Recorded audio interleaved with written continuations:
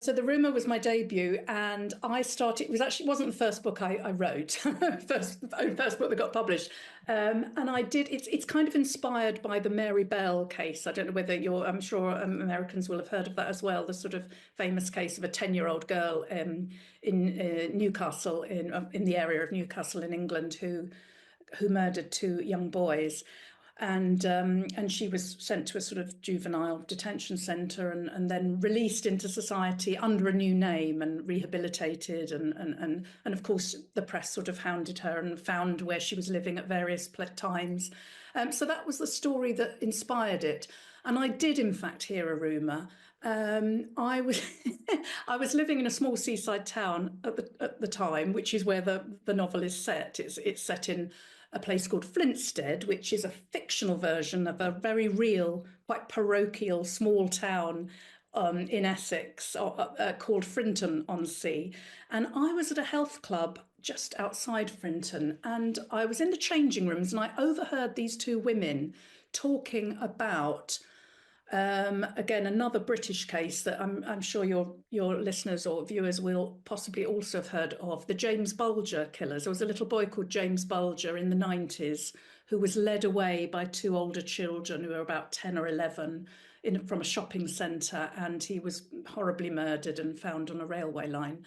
And I heard these people talking about one of the James Bulger killers possibly being housed in a safe house in Frinton.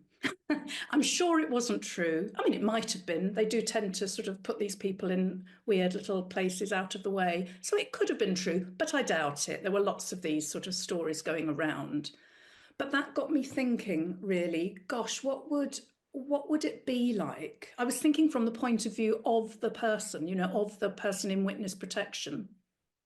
We don't call it witness protection now over in the UK. We call it protected persons, but I always think of it as witness protection.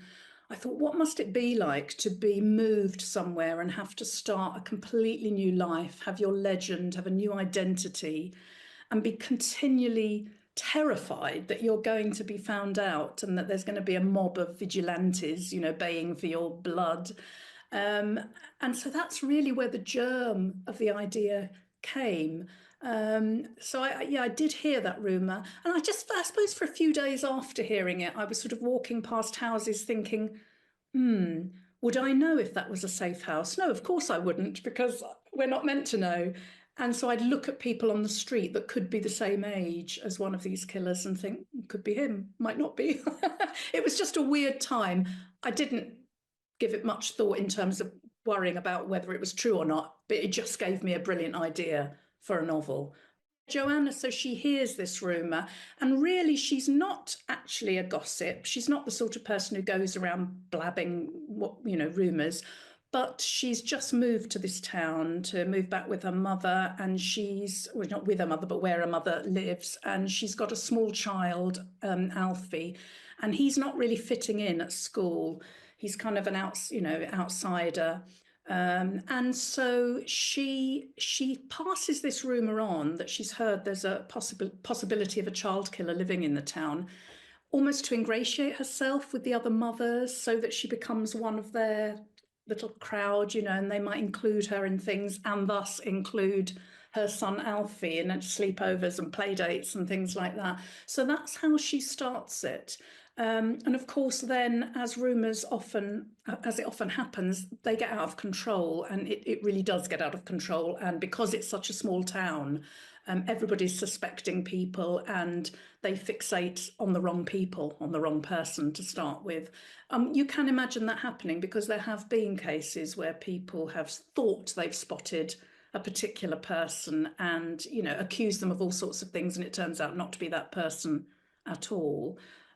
So yes, it was sort of getting into her head as a young mother, because I did remember what it was like being a young mother with children. And if your children aren't happy at school and don't fit in, you really feel it, and you really do anything you can to help them. So that's really why she passed the rumor on in the first place. Of course, she soon regrets doing that.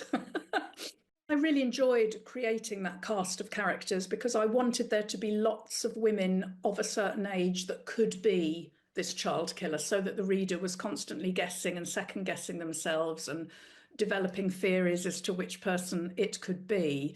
And because I lived in a small town at the time, having lived most of my life in London, in a very big city, it was quite an eye opener for me to see how claustrophobic those small towns can be, and how they are just the sort of place where rumours can take hold.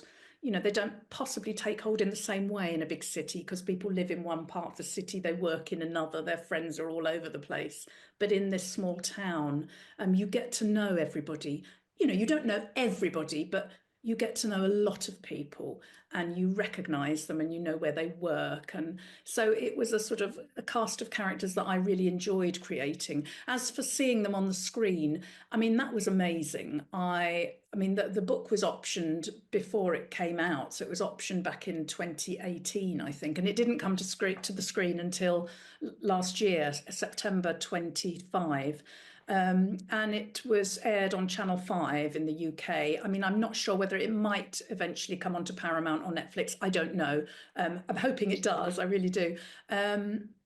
So that was amazing. I mean, there was Joanne Whalley played Joanne's mum. Joanne was played by an actress who you possibly may not have heard of in the States. She's called Rachel Shenton, but she's in a very popular Channel 5 drama called All Creatures Great and Small by James Herriot, based on the book by James Herriot. So she's a very popular actress. And Channel 5 are very good because they have quite small budgets, but they don't get sort of mega superstars playing the parts. They get good, well-known jobbing actors, and they do their best with a small budget.